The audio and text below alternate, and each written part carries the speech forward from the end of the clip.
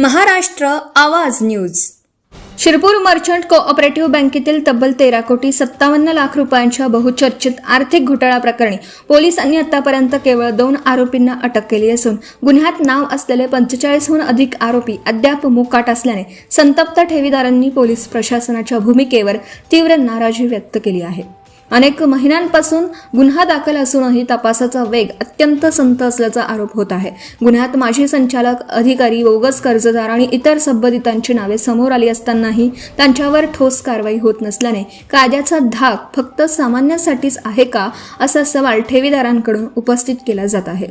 ठेवीदारांचा आयुष्यभराची कमाईची रक्कम बँकेत अडकून पडली आहे.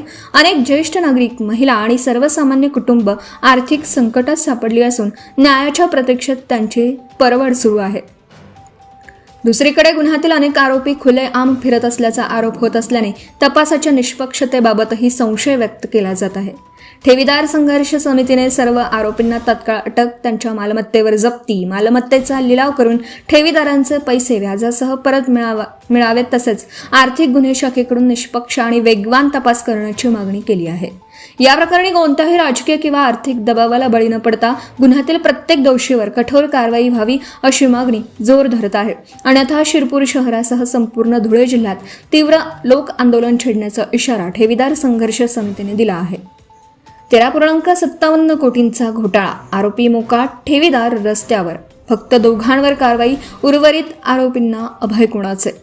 पोलिसांच्या तपासावर संशयाचं सावट, 45हून अधिक आरोपी फरार, कारवाईचा वेग मात्र संथ, ठेवीदारांचा संताप अनावर, सर्व आरोपींना अटक कधी.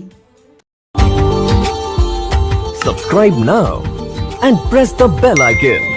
Never miss an update.